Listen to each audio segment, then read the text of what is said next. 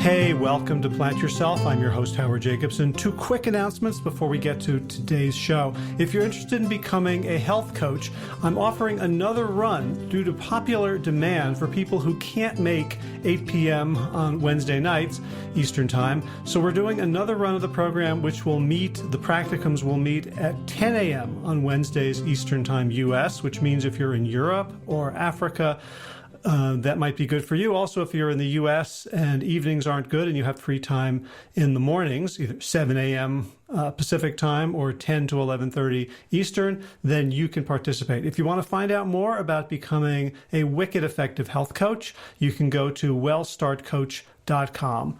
Second thing is, if you're not aware of it, Josh LaJaunie and I have a book that is free on Amazon Kindle. It's called Sick to Fit. And if you just go to Amazon and search for Sick to Fit, you'll be able to download it for free and read it on any Kindle-enabled device, even a phone, smartphone, tablet, computer, whatever. All right, let's get to today's episode. This is the Plant Yourself podcast. I'm Howard Jacobson of Plant Yourself, Well Start Health, and Sick to Fit. This podcast is part of my mission to help you live a perspicacious and passionate life. So Brad Stulberg returned to the podcast to discuss his latest book, The Passion Paradox, co-written with Steve Magness. And they wrote the book mostly for themselves, which is, I think, how a lot of great self-help books begin. And basically, they had learned a lot of weird and contradictory lessons about passion and how to harness and incorporate it into their lives. Like, on the one hand, we're supposed to follow our passion. On the other hand, we're supposed to live a balanced life. And guess what? You can either have a passionate life or a balanced one at any point in time. So which do you choose? How do you choose? And how do you not go crazy choosing? The other piece of advice they wrestled with in the book was find your passion. And there's nothing wrong with that piece of advice, except that it's usually given as the punchline, the end of the story. Okay, find your passion and everything will be okay. And they point out, and we all know, people who have found their passion and then went on to destroy their lives and be miserable, whether through burnout or cheating to stay on top or feeling the pressure and succumbing to it in some way. So they spend a lot of time exploring the question, once you have a passion, how do you ride it so that it gives you the life you want? I began the conversation by asking Brad about the kind of passion that many of us, you and I and other listeners of this podcast, feel about promoting our own version of a healthy lifestyle to the people around us, whether it's ethical veganism or plant-based living or running or the environmental impact of our choices on the world, that we care deeply about this stuff. And some of us have this passion and want to turn it into a career, as I have.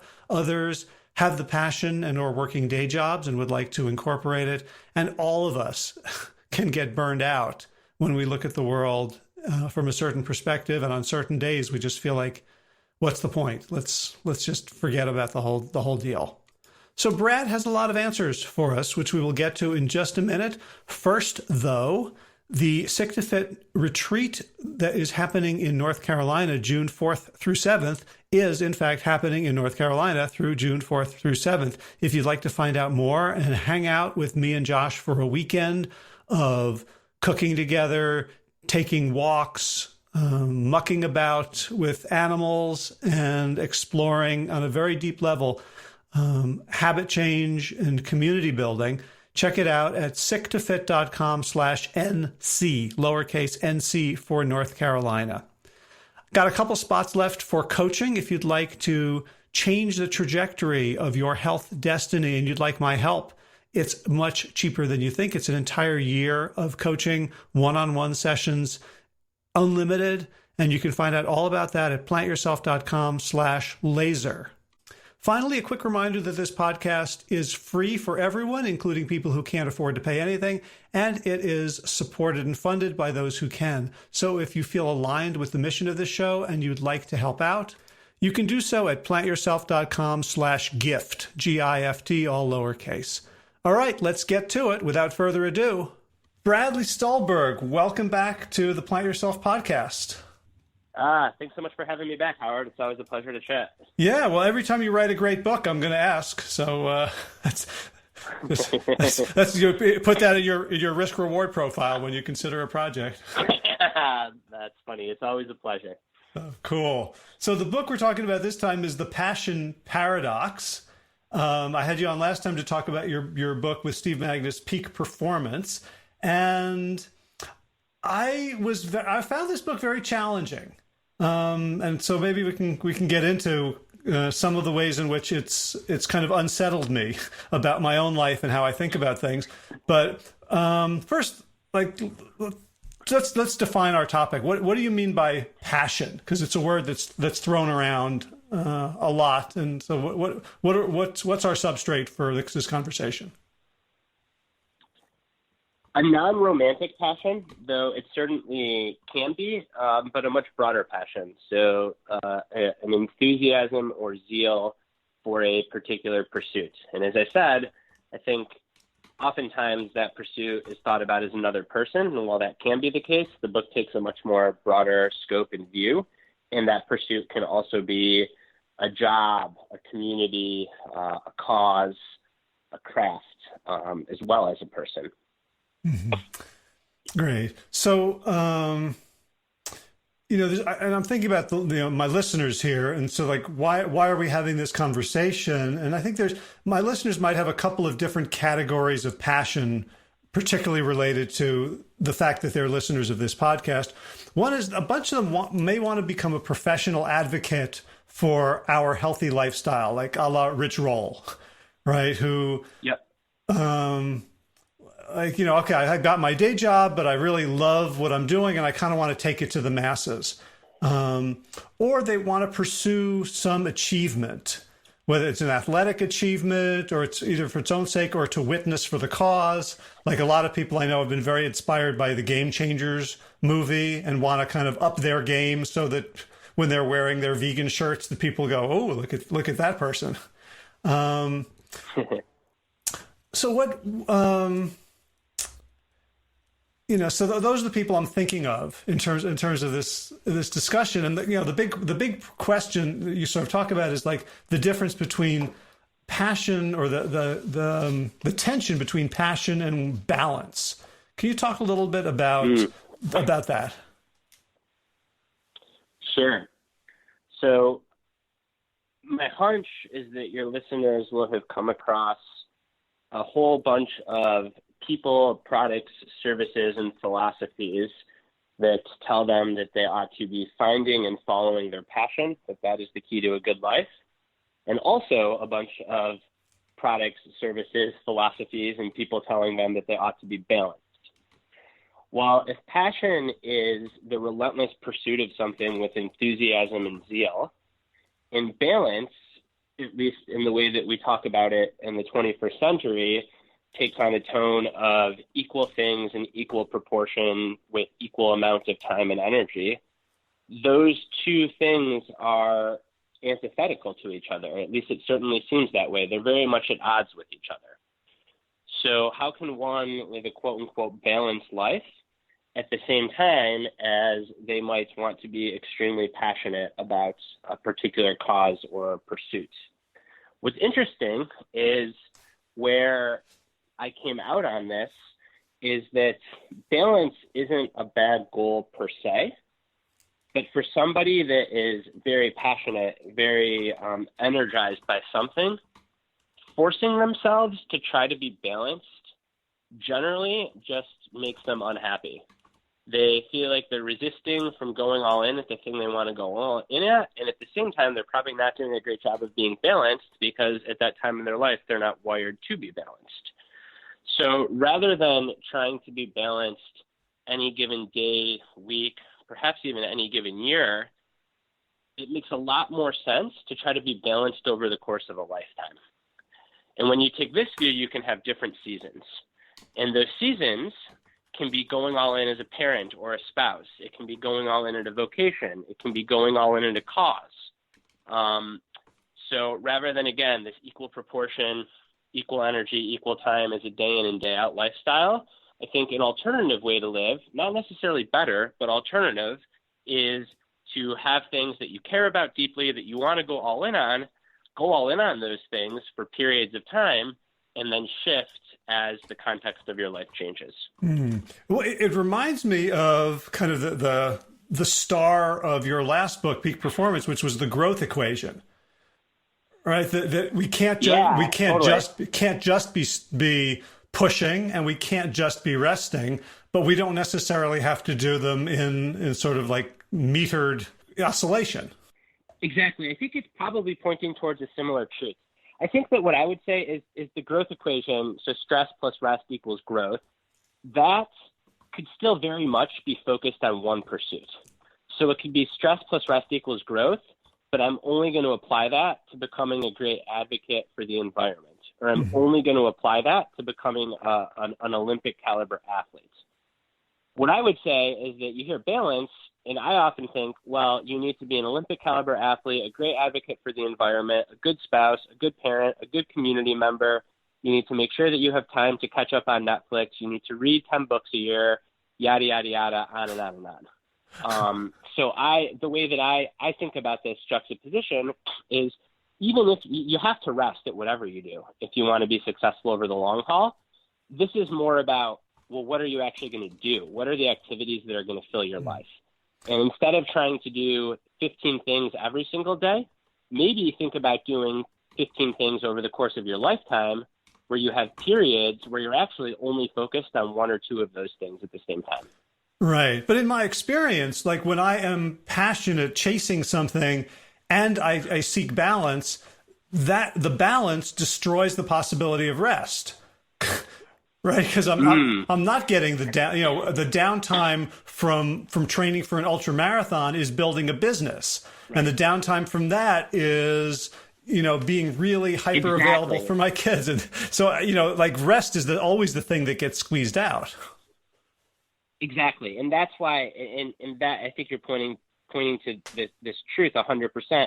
That's why I don't necessarily think like stress plus rest and balance are the same thing, because to be balanced would actually be to do what you're saying, which is often very little rest, whereas to have this attitude of I'm actually going to identify only a few things that matter to me and go all in on them at the same time. Perhaps it's even only one thing. Well, then you have the time and space to actually rest, because you're not running around like a crazy person trying to do everything always. Right. And another thing that struck me about this, the issue of passion is part of that, our difficulty with that caused by the paradox of choice. That if we were, I always try to put things back to like, hunter-gatherers living a very, basic human existence. Like there weren't that many things to be passionate about, right? There was, the hunting, the gathering, right, the storytelling, the medicine, the painting on the walls. And like we have, almost like what we call passion is just making some choices and setting some boundaries. I think so. I think that it's particularly acute right now when there is a culture that says that you need to be doing all these things to have a quote unquote good life. And that really promotes like a fear of missing out syndrome. Whereas I would argue that actually the key to a good life is in many ways figuring out what's important to you and then simplifying around those things so that you can go all in on those things. It's very different to the current ethos, which again is be really, really broad but not deep anywhere. I think that this book is written for the individual that is kind of fed up with that and actually wants to try to go really deep in a few things and isn't so concerned with being super broad. Right. I think that we see this everywhere, right? It's like, to make this more philosophical topic very real is just think about a smartphone. You can have 55 apps on a smartphone. And I feel like that's how people are starting to design their entire lives, with 55 apps, meaning that they're trying to pay attention to everything always and do it in a way where they feel good about themselves and they feel good about what they're contributing to those 55 things. But that's just impossible. There's just not enough time and energy to do that in a way that nourishes one's soul or that allows for quality output, to be honest. Right. And even if I contributed one 50/50 of the energy to each of those apps as I would to one thing, the switching costs are probably 3 times, the energy that totally. 100% spot on. And that's why I'm very happy that you're latching on to this as the first big theme of the book that resonated with you, because I've gotten a lot of notes from readers that said, you gave me permission to not care about all these things that I always thought were trivial that people said I need to care about, and really do what I want to do. Now, I'm not talking about like neglecting your kids or neglecting, basic physical, mental health hygiene. This is more about, I actually don't need to have all those hobbies, and I don't need to spend time on social media. And I don't need to be a great community member at the same time that I'm pursuing this intellectual work. Or the opposite. If I'm going to be a great community member, I don't need to read these books. And again, if these things aren't set in stone, that there are seasons for these things. I think, like, for a lot of people, the rubber does meet the road where, it can be about friendship. So if you're pursuing this master work, whether it's artistic, whether it's building a business, whether it's trying to PR on an ultra marathon, you might not be as good of a friend or even as good of a family member during that period. And that's okay, so long as you maintain self-awareness about it, and so long as you can view it with just enough objectivity to realize when it might be time to switch your priorities.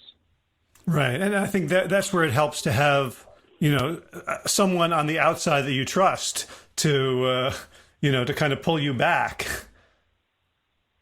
Right. So, self-awareness is a useful thing, but it only goes so far. And if you're, immersed in something to the exclusion of everything else. I think it's really helpful to have someone else to pull you back. I also think, in the book that there are a few of these techniques for self-distancing, which kind of helps you do that without even having another person. So an example that I really like is pretend that a friend was in the exact same situation as you and doing the exact same things that you're doing. And what advice would you give that friend? So if that friend is saying, oh man, like, this is the best thing ever, I've been training really hard, or I've been trying to write this book, it's been 3 months, a part of me thinks I should spend a little bit more time playing with my kid, but I just can't because I'm so into this, what would you tell your friend? And maybe at the 2-month mark, you might tell your friends, give yourself permission. It's okay. Like, keep pushing. But maybe after 6 months, you might tell your friend, like, all right, like, I actually think that you're going to regret not playing with your kid. So even though it feels hard, you should probably, like, take some time with your family, play with your kid. And then the hard part, of course, is taking the advice that you'd give a friend for yourself. Right. Yeah, it reminds me of, working with a pendulum. To you hold the string and then you ask questions, and it either goes like clockwise or counterclockwise or back and forth, and it's like, oh, so this is what I think, right? Yeah. That I'm just sort of a really concrete example of where this is super helpful. That I use it all the time, both with myself and then with some individuals I work with. Is if you got an athlete that has an injury and they're like hobbling out the door, limping to go to the gym, their hamstring's tight, and the reason they're doing this is because they feel like, they can't miss this workout, they have to stay on their schedule. If they fall off their routine and miss this workout, something bad will happen. And then you tell them, all right, well, imagine that your training partner, a really close friend, has the same sore hamstring, is limping out of her apartment, going to the gym because, she just can't afford to get off her schedule. What would you tell her? And of course, you tell her, like, take a day off, take 2 days off, let that thing heal up, so you only have to take 2 days off instead of having to take 2 months off and making it worse. But right. Then you actually have to follow that advice and turn around and not go to your training session and instead rest and recover. Right. That's one of my cheapest coaching tricks is I'll ask someone, what advice would you give me if the roles were reversed right now? and then I don't have to do anything. Because what these little techniques are doing is it's exactly what you said, like self-awareness. The more emotionally involved in something you are, the more passionate you are, the harder it is to have self-awareness. because those emotions run so high that inertia gets so strong. So doing these little mental exercises, what you're actually doing is you're creating a little bit of space between yourself and the situation to allow you to take a more objective view.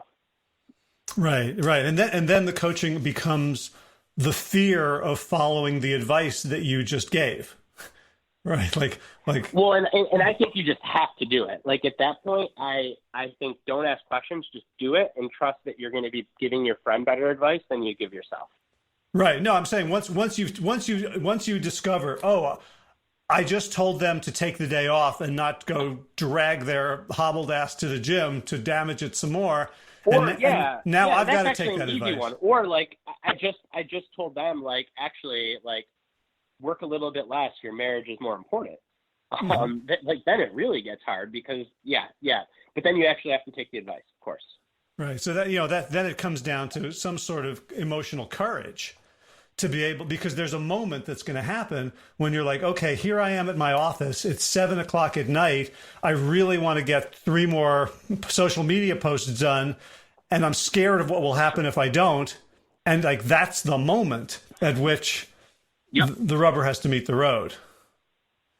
Yep. And I wish that we would have had a subsection in that chapter called Boundaries, Not Balance. Because I think that if you have that boundary, whether it's 7 p.m. or 6 p.m. or whatever that boundary is, it makes it a lot easier because then you can just execute. When that moment comes and you have that emotional fear, you say, okay, like, here's fear, but I have this boundary. When I made the boundary, I was not in an emotional state, so I'm going to trust that it was the right thing to do and just execute. I love that. That's a phraseology that I'm totally going to steal. And well, you're pointing me towards it. But the more of it I think about this and talk about it, I because again, like the answer isn't like, oh, follow your passion to the exclusion of all else, even if it ruins your marriage, takes you away from your kid, injures you, and results in burnout. That's not the message at all. It's just that the message isn't like try to be perfect to everyone always. It's actually identify the things that you're really passionate about right now. It can be 1, it can be 2, it can be 3. Those are arbitrary numbers. I think once you get above 3 things to really push for at the same time, it gets hard. And then set some boundaries so that you don't completely leave behind the rest of your life and reevaluate every few months to make sure that that's still how you want to be spending your time and energy. Great.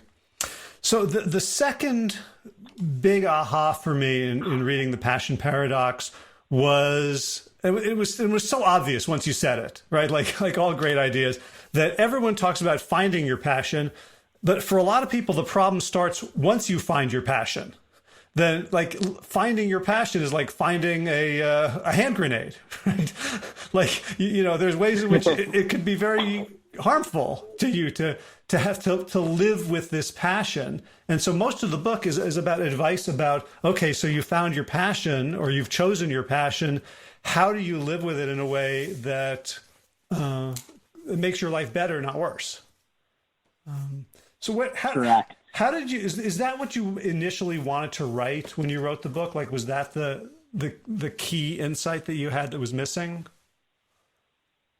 No, I actually think for myself, it was more that question around balance and boundaries and why I personally often feel like an inability to be content and why I want to keep pushing. And is that good? Is that bad?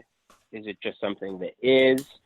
And then this insight was more secondary, but I think that like they're tied at the hip. And I'll explain that's because there's certain times when pushing with boundaries, as we just discussed, is really healthy and nourishing and fulfilling. And then there are times when pushing with boundaries isn't very nourishing and fulfilling. And the difference is what researchers call the difference between harmonious passion and obsessive passion. And this is a big part of the book. So harmonious passion is when you spend a lot of time, effort, and energy doing something because you love the activity itself. You love how it makes you feel. You love the path of mastery that you're on. It's very much internally rewarding and fulfilling. Obsessive passion is when you love an activity and you give it energy and attention because you love the external validation that you get from doing it. Mm. So this is the example between loving the training process in racing versus loving getting to talk about how good of a runner you are, or loving the fact that you might win a race or get to post your times on social media or on Strava. This is the difference between building a business because you love the teamwork and collaboration and creativity in building a business versus building a business because you want to get covered by your local newspaper or because you want to reach a certain amount of money or status or fame. This is the difference between writing a book because you love writing or writing a book because you want to get on the bestseller list. This is challenging because it's human nature to seek and to want that validation. We're very much social creatures. It helped in our evolution to be validated.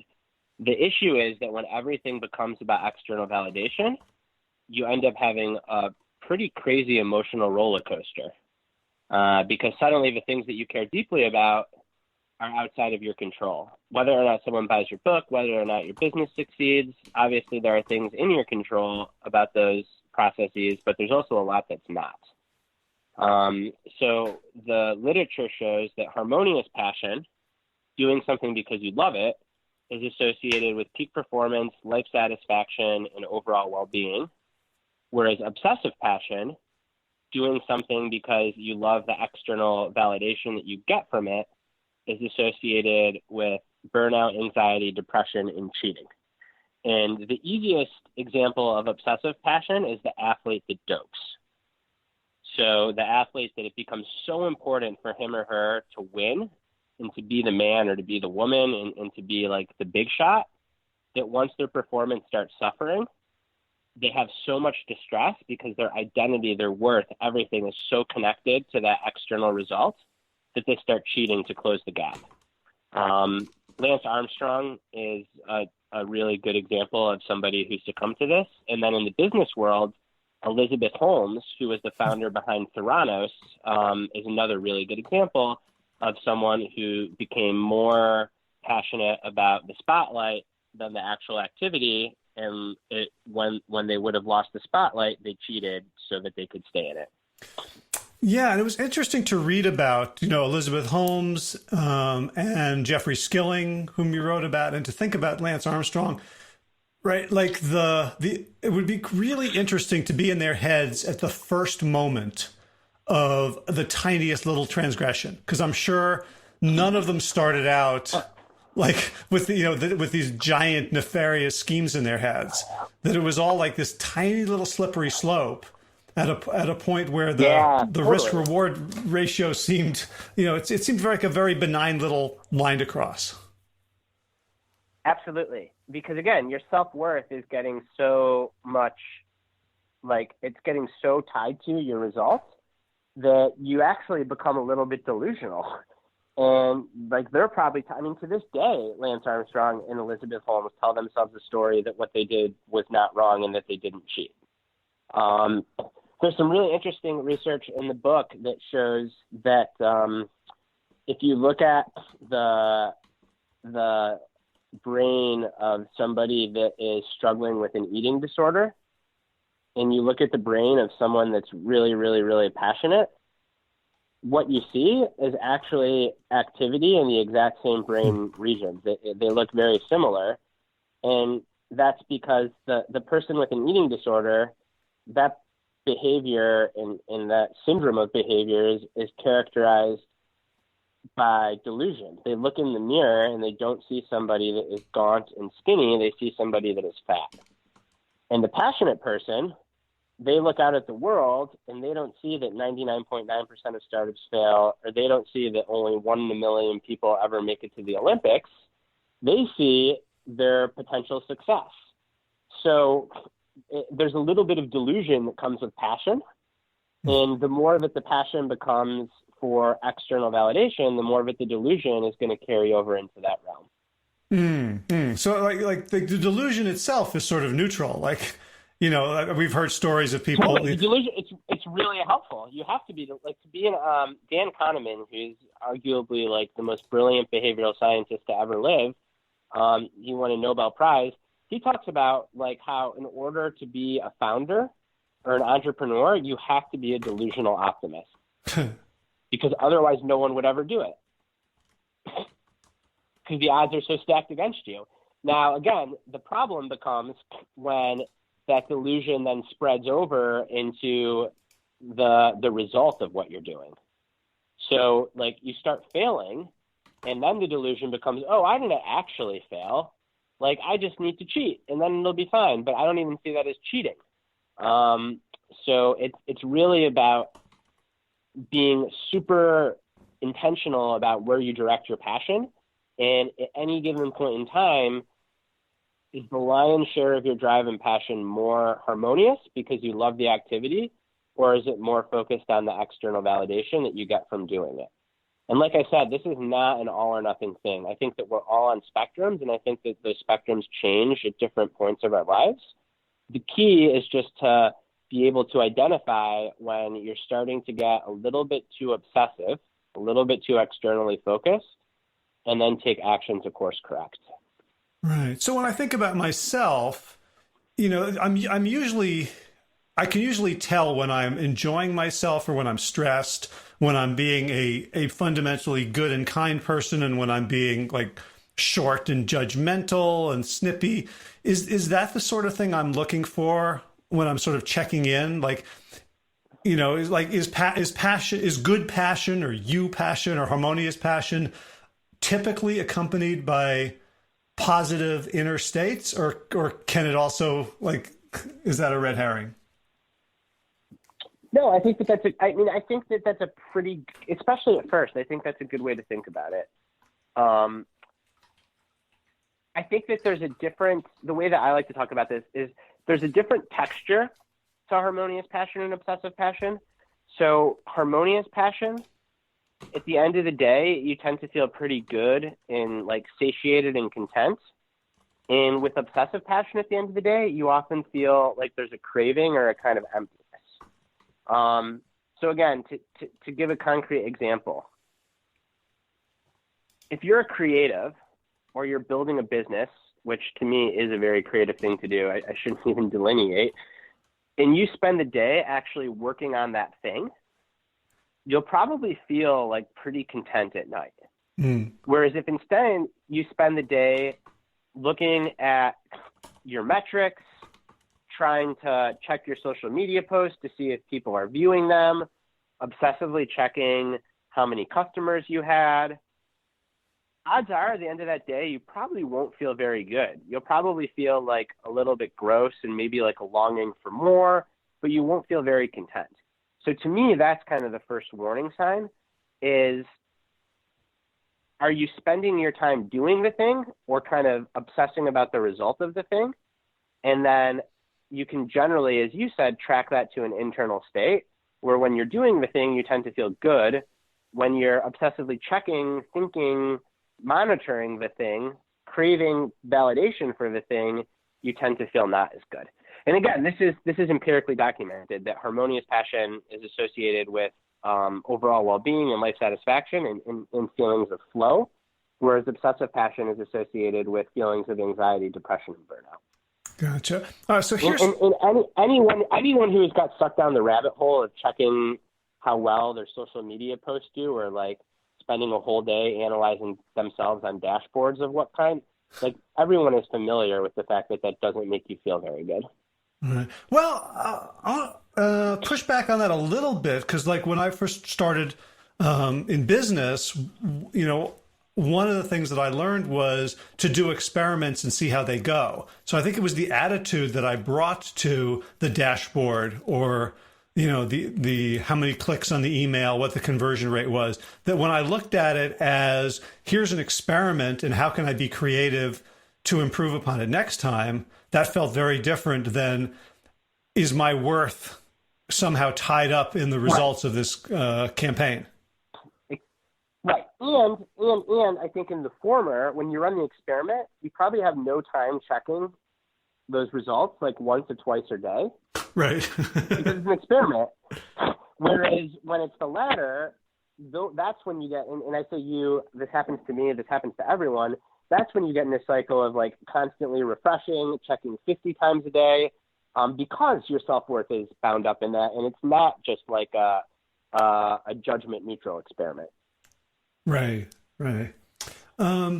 So something I'm confused about a little bit. You mentioned in connection with harmonious passion, the word content and contentment a couple of times, but like the protagonist of your book seems to me to be dopamine. And I love how you ground all of the research in this kind of evolutionary understanding of the purpose of dopamine. And basically the purpose of dopamine is to make us discontent all the time. Can you talk Correct. a little bit always about that? Always looking ahead. Yeah. Yeah. So we evolved that way, as you know, and that's because when our species was first evolving, we evolved in a universe of scarcity. And if we ever got content with what we had, then the next famine could hit and we would die. So the Homo sapiens that survived and passed down their DNA were those that were probably pretty driven by dopamine, the neurochemical that's constantly making you look down the road, strive for more, think about what's next. From an evolutionary perspective, it was very, very helpful for the reasons that I just explained. From a living your life perspective, it kind of can take you out of the present moment. So I think that harmonious passion is the bridge that allows you to still be dopamine dependent and to not deny your biology, but to live a fulfilling life in the present moment, because you're allowing that dopamine and that striving to help you get absorbed in activities that you love. And then when you're absorbed in those endeavors and those pursuits, you are present, you become present. So rather than try to think about presence as leaving everything behind, going on retreat, living in the monastery and observing your thoughts, it is throwing yourselves into the things that matter and then becoming so absorbed in them that you really can't think ahead because you're so in the process of what you're doing. I love that. And it's now that's making a lot more sense to me. And also in the context of your Twitter feed, which you often talk about, like the tension between future goals and present action. Yeah. And again, like I write this book I wrote for myself. Everything I write, not everything, but 99% of things I write, like I have skin in the game too. I haven't figured this stuff out. I'm writing to try to figure it out. And I think that's a really big tension, is being present and then wanting to strive and push towards things. And again, I think harmonious passion is the best way I've come across yet that allows you to reconcile those two things. It's not to say that the value of the meditation or the meditation retreat isn't there. Perhaps the value of that is helping you get really clear on, well, what are the things that you want to throw yourself into? What are your values that you want to strive towards? But then it's actually to give yourself permission to go strive towards those things. Right. Gotcha. So one of the things I found very interesting and complex was the relationship between passion and addiction in terms of our physiology, in terms of, I think you call it like dopamine insensitivity. Can you explain that to us? So the easiest way to explain it is, again, from an evolutionary perspective, we evolved to crave the chase more than the reward. And again, this is because if you're a hunter-gatherer and you're hunting, and once you get the kill, you're just like super content, you might never hunt again because like you've arrived, right? Like I got the kill. Right. And then all of a sudden next year, when winter comes, you're screwed because you have no food. So what for most people tends to be the kind of part of anything that draws them back is actually the chase. It's not so much killing the kill or the win, but it's the pursuit. And that's what makes us tick, and that's where we find joy, and that's what energizes us. the same thing, like our biology is the same, whether our pursuit is the most productive thing possible. So our pursuit might be like stopping climate change, or our pursuit might be scoring the next hit of cocaine or heroin. But the biology is the same. So like in stopping climate change, we get involved in activism, we put together a big program, and we get some legislation passed. We're probably content for about 3 minutes, and then we're thinking, all right, what's next? Whereas the drug addict is looking for their next score, their next hit. They find it, they get high, they probably feel good for a little while, and then they're immediately thinking about their next hit and their next score. There's actually research done by the neuroscientist Mark Lewis. He's got a great book called Biology of Desire that is cited a couple of times in the Passion Paradox. And he talks about how, like most drug addicts, it's not actually the high that they love and that they get addicted to, it's the chase. And the high just becomes a part of that. And again, I think for any driven, productive person in ways that society thinks is meaningful, very few of them say that, oh, the reason I do this is because it felt so good to just experience the joy of the accomplishment.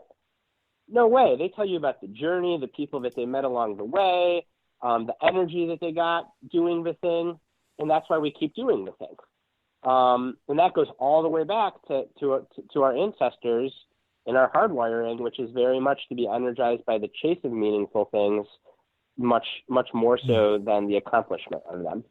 I see. Well, so I mean, one problem and a big difference between addiction and, cocaine and climate change is that we live in a society that has made attainment ridiculously easy for lots of things, whether it's, sugar or brain altering chemicals or, video games or just driving instead of having to walk and climb things.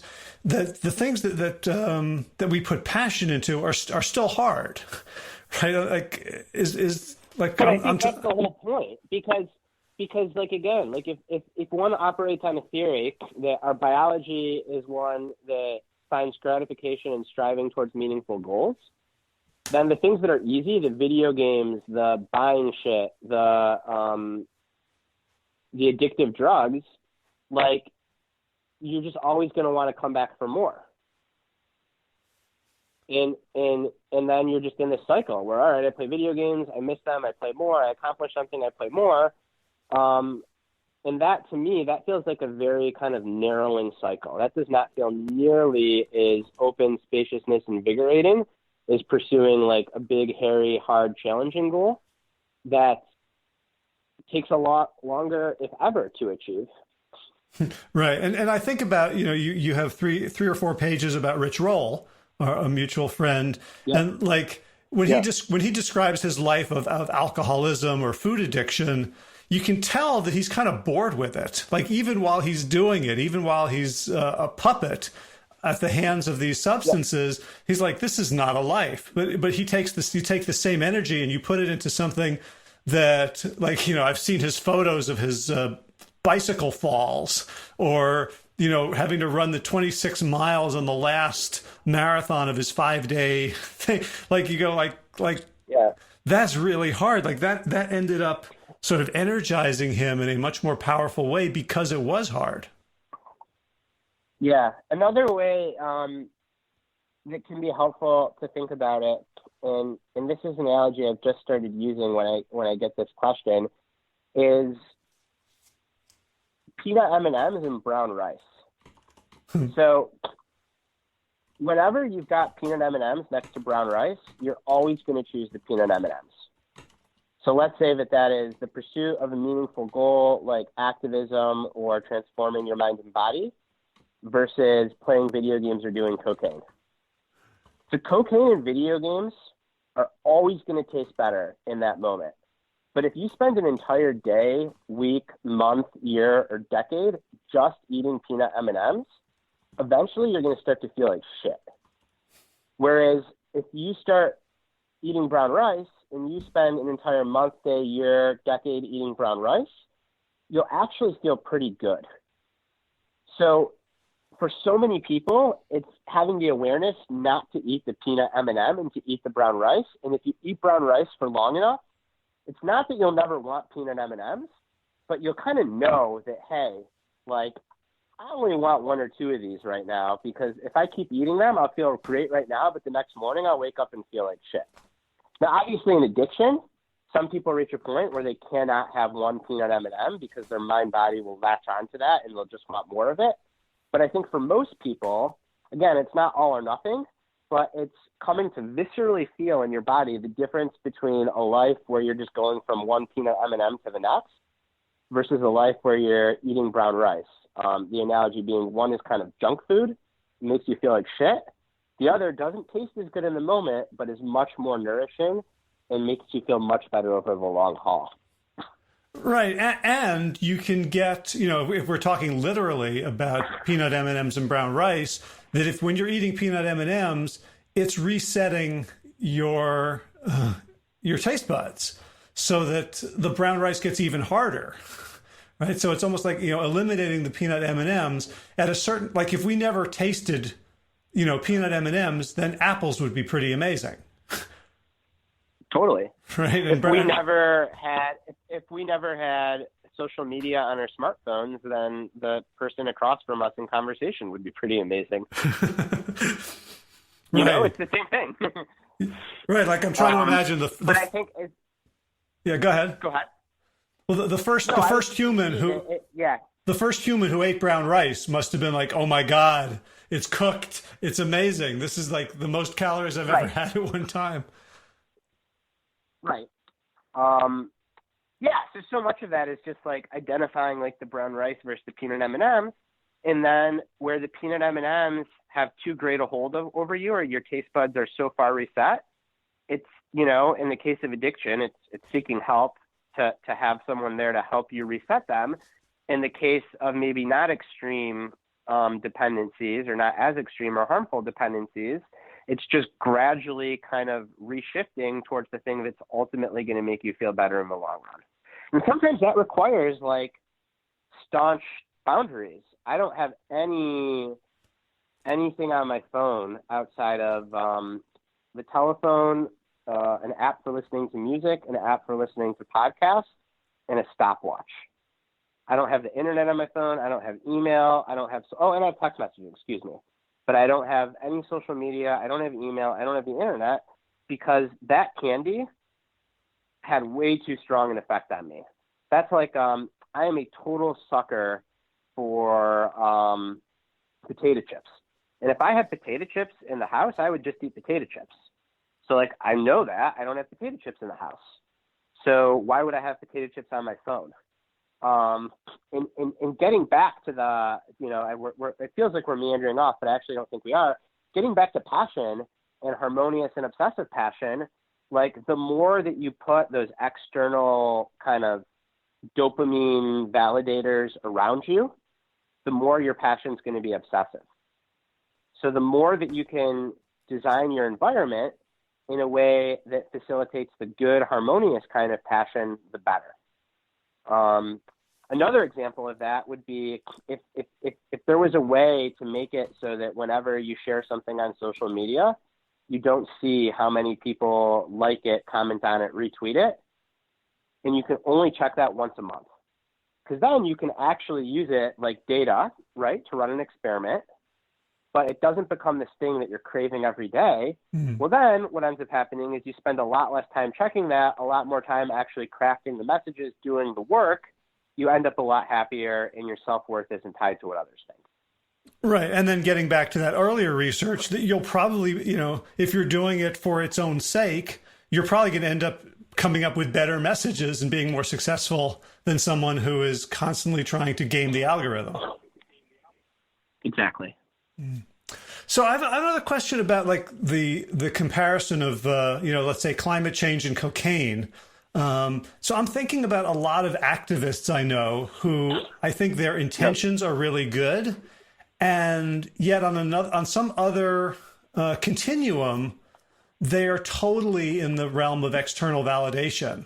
Like they become, embittered. I know a guy who's like a bigwig in the trauma world that, who like literally traumatizes everyone he knows. Um, right. Like, so. So here's what I'd say. I think that like, all right, it's so funny. I had this conversation with somebody that is like one of the biggest wigs in like the media with a particular passion around climate change and progressive causes.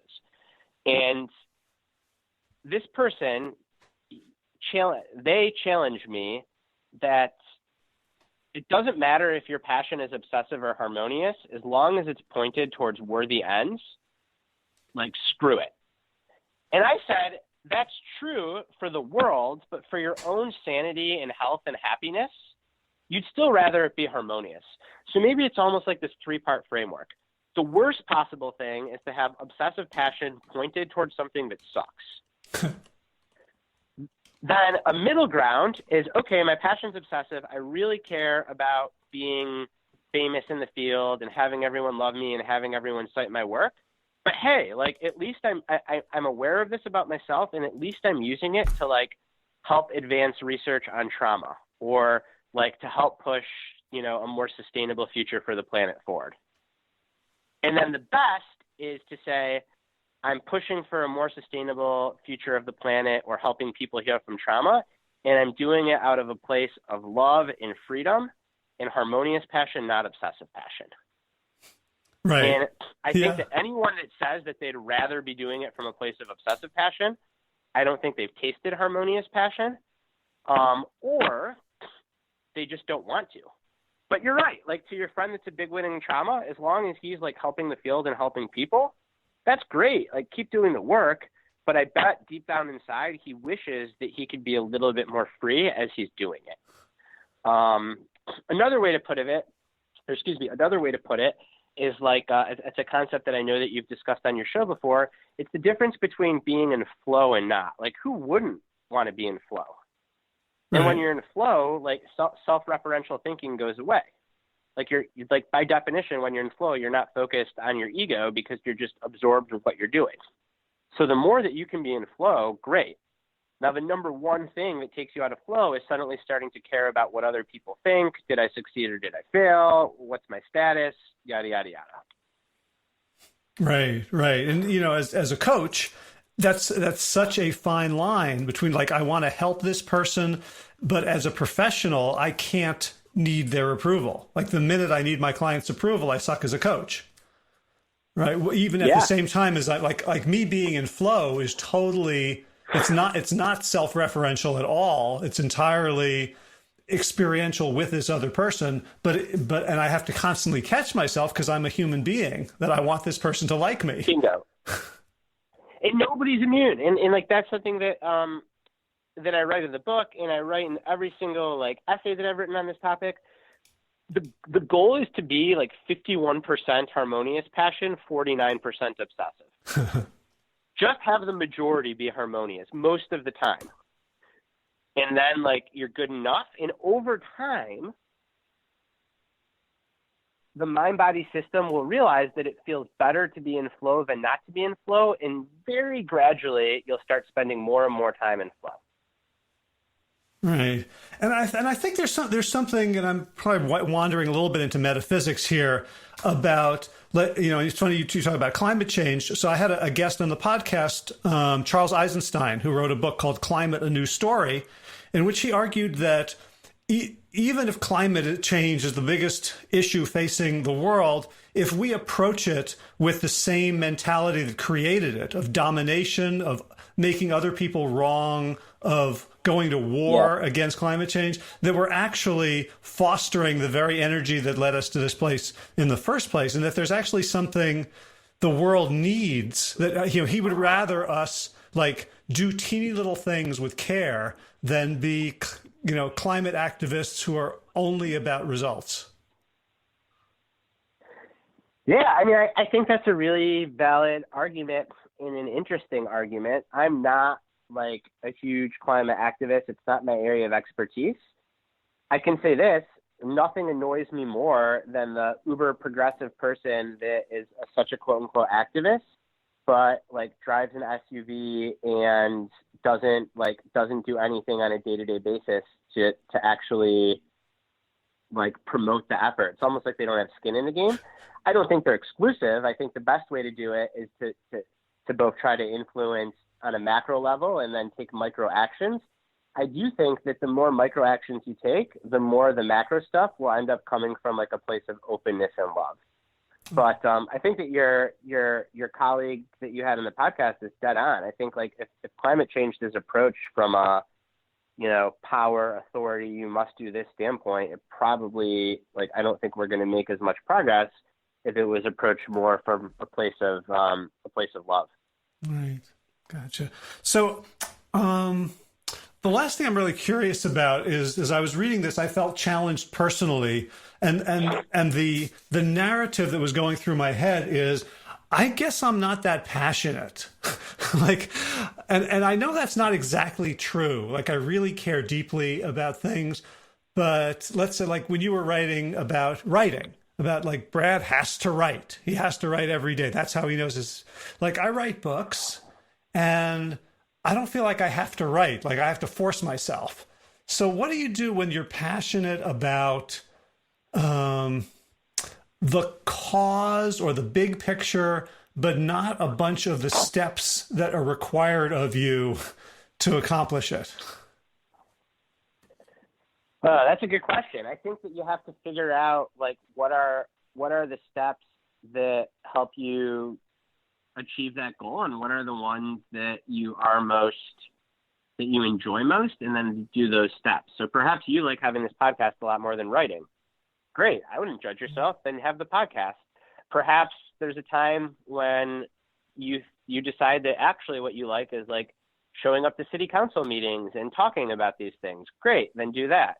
I don't think that it has to be like any one venue if the passion is the cause.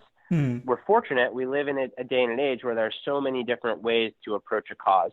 And again, I think that like this stuff changes. There are different seasons in your life. Like when I was writing that book, I didn't have a child. Now I have a kid. He's 2 years old.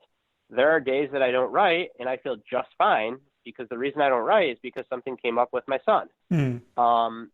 So I think that it, again, like context matters.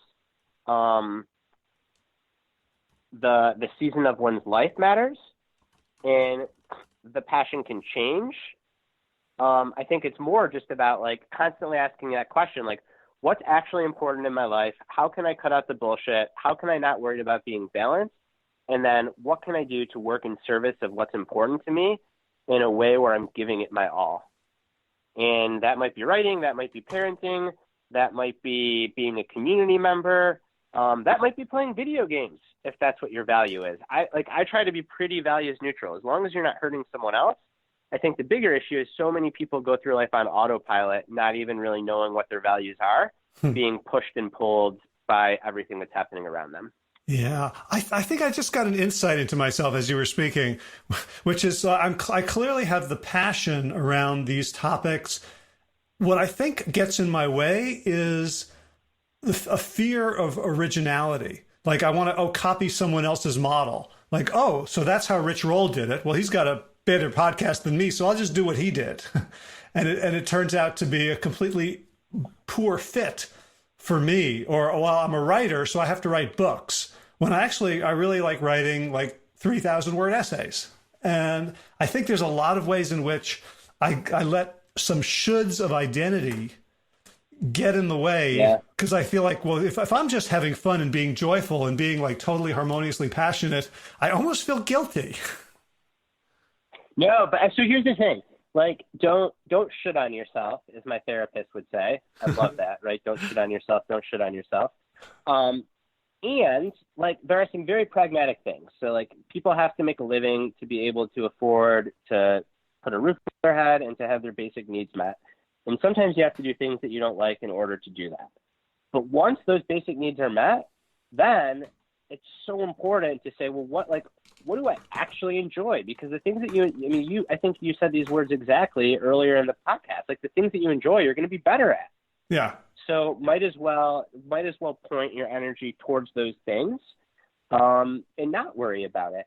And then if what you enjoy is something that someone else has done, like there is no, like, don't reinvent the wheel. Follow what Rich Roll did. It might work for you. Mm-hmm.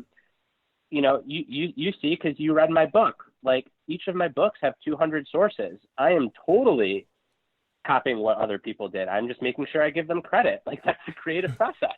Right. In many ways. Yeah, I mean, I feel that all the time. And again, it's not to say that, like, something that I struggle with right now in my next project is, geez, like, am I just quoting way too many other people and other experts? And that's probably just my ego talking. Mm-hmm. Right. Yeah. Like, you know, without you, a lot of them would be languishing in some sort of obscurity. Yeah, right? Maybe, or maybe creativity is actually just about, like, there are some good definitions of creativity that are like you're taking things that already exist and putting them together in new ways. Right. Well, if you're not the creator of the universe, then that's pretty much what you got to do, right? Right. I'm so glad you said that. I was just thinking that. So it's interesting though, like how our egos can get in the way of that, and make us, like, again, what's the definition of ego? Like, such a manifestation of ego is like, oh, you need to be the creator of the universe and create this new knowledge. Like, no, that's just ego getting in the way. But like that can be a pretty strong force. I mean, I dealt with it earlier this morning when I was trying to figure out, literally, I was asking myself that question, am I relying on other experts too much? And ultimately my answer was like, nope, like, I don't think so actually, because I think the way that I'm piecing this together will be new and a contribution. And at the very least, like, hopefully it will reach people that otherwise wouldn't have come across this stuff. Right, and doing your give advice to a friend trick. You know, I would tell you, like, if you enjoy reading all this stuff and see connections, then that's absolutely the right thing to be doing. Yeah, totally. I appreciate it. You're right. All right. Well, so if people want to follow you, you write essays all the time. I know you have a new. I don't know how new, a website where I don't have to keep going to like Outside Magazine and all these other sources where I can just find your stuff. Tell people how they can find you and follow you and give you money. So give me money. Here's my college, my kid's 529 college fund. I'm kidding. The best way to learn more about these things and to support me is to buy the books, and they're not expensive, and they are the deepest dives on the things that I think about, and more than the 10 to 20 bucks you spend. It's about just like carrying on this conversation and lifting it off the page. And then the second best way to learn more about these ideas is on the internet, which can be a big and terrifying place. I do my best to carve out a little intellectually stimulating, interesting niche on Twitter at the Stulberg. And then my co-author, who is a collaborator with me on many of these ideas, and I, to your point, just launched a new website that is The Growth Equation, www.thegrowtheq.com, where we're trying to house all of our work. Excellent. Okay, and the two books are The Passion Paradox and Peak Performance. And I'll include links to everything in the show notes. And two more quick questions before you go. One is, what are you working on now? I am working on putting together the outline for my next book project, which is very much exploring how people think about success and the various ways to define success, and how the ways that we think about success shapes our mental health and physical well-being. Ooh, I like that. And I can see how that's an outgrowth of this book, which I can see as an outgrowth of Peak Performance. Yeah, they're all related in their own way. I mean, ultimately, I'm interested in, like, what does it mean to live a good life? How can we do that? And how can we do it with compassion for each other along the way? Right. And I find your tweets to be very, very grounding. So it's one of the few sources of nourishment on the internet that I can just sort of dip into for a couple of minutes, remind myself. So your tweets are very gyroscopic for me. And so I recommend if people do the Twitter thing to follow you and check out what you're up to. Thanks. I get that more frequently than I expect, and I think it's because I don't treat Twitter as a way to just like gain quote unquote followers. For me, it's a chance to test ideas and to get reactions to them that then can become explored in more detail in my books. So like Twitter is the first place I go when I want to test a concept or an idea, or even when I want to test like a way I write something, a phrase. Mm-hmm. So I'm glad that it's useful. And back to what you said, I think the couple of times, because I'm just as human as the next person, I've gotten sucked into like, how can I grow my follower count? Let me tweet things that are going to get more followers. I never feel as good at the end of those stretches, and B, those tend not to do as well. So I want, imagine if people truly said how they felt on Twitter and not like their like angry ego, but deep down inside, I bet Twitter would be a lot better place for everyone. Huh. Yeah. I might even spend more time there. Don't do that. My last question, this is one of these cheesy questions that I've just started asking like every guest at the end, just because I'm having so much fun doing it. Is there any music that is really meaningful, important, delightful to you that you think most people don't know about? Yes. Oh man, great question. An album called A Real Good Kid by an artist named Mike Posner. Cool. And then I love music, so I can give you more. Another artist that I am obsessed with is Sarah Bareilles. She's more well known, but I think she's like the best living songwriter singer right now. And her most recent album is called Amidst the Chaos. All right. Now I know how to pronounce her name. Yeah, and in the off chance that Sarah is listening to this podcast, Sarah, your music's great. I mean, she's like a celebrity. It'd be pretty cool if she's listening to your podcast. But her stuff is just incredible. It's what we do. We do retreats where we take people and kind of work on their health, but we really are working on very deep levels. And her song "Brave" is always one of the anthems that we just get up and dance to. And with a lot of smiles and tears. So Sarah, if you are listening to this, you got some fanboys here. All right, thanks so much for having me, Howard. Oh, thank you, Brad. I look forward to seeing the next book and staying in touch. So thanks again. All right, I hope you were as inspired and educated about passion and how to harness it for a good life as I was by this episode. If you enjoyed it and you'd like to support the mission of the show, the easiest way is to subscribe and leave a review on iTunes or Apple Podcasts or whatever it's called these days, or Stitcher or Spotify or wherever else you get your podcast. For more information about the Sick to Fit retreats, you can just go to sicktofit.com/retreats or just go to Sick to Fit. And there's a big button that says retreats, and you can find the one that would fit your timeline and your budget and your interests. So if you haven't been following the podcast religiously, you might be surprised to find out that I've doubled the number of episodes produced in a week from 1 to 2. On Friday, I'm doing Friday Fertilizer, Plant Yourself Fertilizer, and those are my essays, articles that I am reading in a beautiful stentorian voice so that you can listen to them rather than having to read all those words. And this past week was inspired by Valentine's Day. It's called Love at First Sight. If you haven't had a chance to listen to that, that would be at plantyourself.com/367. This podcast is plantyourself.com/368, where you can find the introduction and links to the stuff that we talked about here today. Not much garden news yet, still poring over catalogs and considering which seedlings to start. We're going to be herb heavy this year, or herb heavy if you prefer.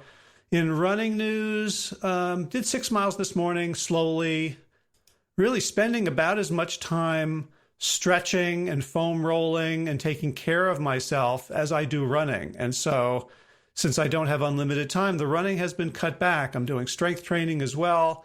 And all of that is to get me in the kind of shape where long runs are helpful for me rather than kind of breaking me down. All right, time for thanks. Thanks to Will Ridenauer for allowing me to use his beautiful song, Sabali Dawn, the Dance of Peace. Check out willridenauer.com for more. And of course, thanks to all of you Plant Yourself podcast patrons.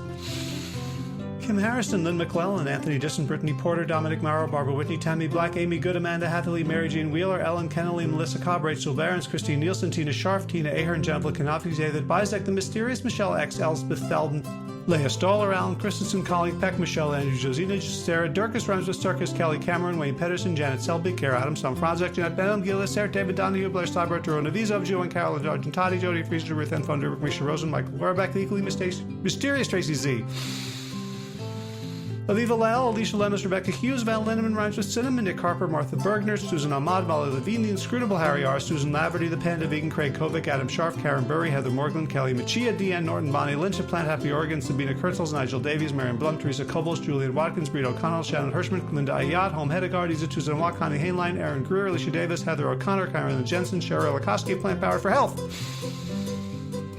Karen Smith, Scott Morani, Karen and Joe Crabtree, Tanya Lewis, Kirby Burton, Teresa Carell, Kevin McCauley, Elizabeth Rothschild, Ann Jesse, Cheryl Dwyer, Jenny Hazelton, Valerie Peltier, Peter W. Evans, Colleen Harrison, Justine Divitt, Joshua Summermeyer, Dennis Burr, Darby Kelly, Laurie Fanny, Linnea Lundquist, Valerie Hummel, Emily Iaconelli, Levy Wallach, Rosamund McAtee, Dan McCorney, Stephen Leedon, Patty D. Martino, Mike and Donna Kartz, Bill Berry, Dahian Bishop, Bill Berry Elf, Gunter Schmidt, Marjorie Lewis, Kelly Moulton,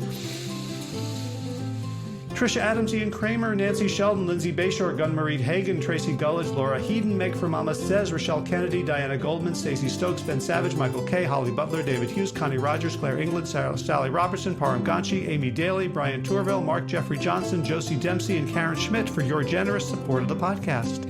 That's it for today.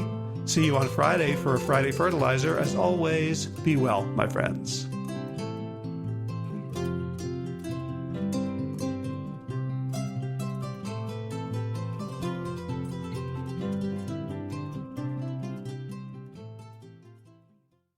So if you appreciate the Plant Yourself podcast and would like to help support the mission of the show, there's a few easy ways to do it. One is to just go to wherever you get your podcasts and leave a review. Let other people know about it. Give us some stars. Give us some love. And that really helps us be found by more people. Something else, of course, you can do is let someone know about this podcast. Someone who you think would benefit. Send them maybe a couple of episodes that you think would pique their interest, or just ask them to subscribe in general. And third, you can join arms and become a patron, a financial supporter of this show. You may have noticed that there's no advertising in the show, and it's free for everyone, and it's supported, paid for by those who can afford it. So if you would like to make a one-time contribution or an ongoing monthly pledge, you can do so at plantyourself.com/gift. All right, time for thanks. Thanks to Will Ridenauer for allowing me to use his beautiful song, Sabali Dawn, the Dance of Peace. You can find more of Will's music at his website, willridenauer.com. And of course, thanks to all of you Plant Yourself podcast patrons. Kim Harrison, Lynn McClellan, Anthony Disson, Brittany Porter, Dominic Maurer, Barbara Whitney, Tammy Black, Amy Good, Amanda Hathaway, Mary Jean Wheeler, Ellen Kennelly, Melissa Cobb, Rachel Barons, Christine Nielsen, Tina Scharf, Tina Ahern, Jen Filikanovsky, David Bizek, The Mysterious, Michelle X, Elspeth Feldman, Leah Stoller, Alan Christensen, Colleen Peck, Michelle Andrews, Josina, Sarah Durkis, Rhymes with Circus, Kelly Cameron, Wayne Pedersen, Janet Selby, Kara Adams, Tom Franzek, Jeanette Benham, Gil Sarah, David Donahue, Blair Steiber, Dorona Vizov, Gio and Carol Argentati, Jody Friesner, Ruth N. Funderburg, Misha Rosen, Michael Warbeck, the equally mysterious Tracy Z, Aviva Lael, Alicia Lemus, Rebecca Hughes, Val Linneman, Rhymes with Cinnamon, Nick Harper, Martha Bergner, Susan Ahmad, Molly Levine, The Inscrutable Harry R., Susan Laverty, The Panda Vegan, Craig Kovic, Adam Scharf, Karen Burry, Heather Morgan, Kelly Machia, Deanne Norton, Bonnie Lynch of Plant Happy Oregon, Sabina Kurtzels, Nigel Davies, Marion Blum, Teresa Kopel, Julian Watkins, Breed O'Connell, Shannon Hirschman, Linda Ayat, Home Hedegaard, Isa Tuzanwa, Connie Hainline, Aaron Greer, Alicia Davis, Heather O'Connor, Carolyn Jensen, Sherry Orlikoski of Plant Powered for Health, Karen Smith, Scott Morani, Karen and Joe Crabtree, Tanya Lewis, Kirby Burton, Teresa Carell, Kevin McCauley, Elizabeth Rothschild, Ann Jesse, Cheryl Dwyer, Jenny Hazelton, Valerie Peltier, Peter W. Evans, Colleen Harrison, Justine Divitt, Joshua Summermeyer, Dennis Bird, Darby Kelly, Laurie Fanny, Linnea Lundquist, Valerie Hummel, Emily Iaconelli, Levy Wallach, Rosamund McAtee, Dan McCorney, Stephen Leedon, Patty DiMartino, Mike and Donna Kartz, Deanne Bishop, Bill Brielf, Gunter Schmidt, Marjorie Lewis, Kelly Molden, Tricia Adams, Ian Kramer, Nancy Sheldon, Lindsay Bayshore, Gunn-Marie Hagan, Tracy Gullich, Laura Heaton, Meg from Mama Says, Rochelle Kennedy, Diana Goldman, Stacey Stokes, Ben Savage, Michael Kay, Holly Butler, Diana, David Hughes, Connie Rogers, Claire England, Sally Robertson, Param Ganchi, Amy Daly, Brian Tourville, Mark Jeffrey Johnson, Josie Dempsey, Karen Schmidt, Pamela Hayden, Emily Perryman, Olga Sidorowska, Allison Corbett, Richard Stone, Lauren Vaught of Edible Musings, Aaron Hasty, Sean Owen, Sagar Nayak, Erica Piedra, and Danielle Roberts for your generous support of the podcast. That's it for today. As always, be well, my friends.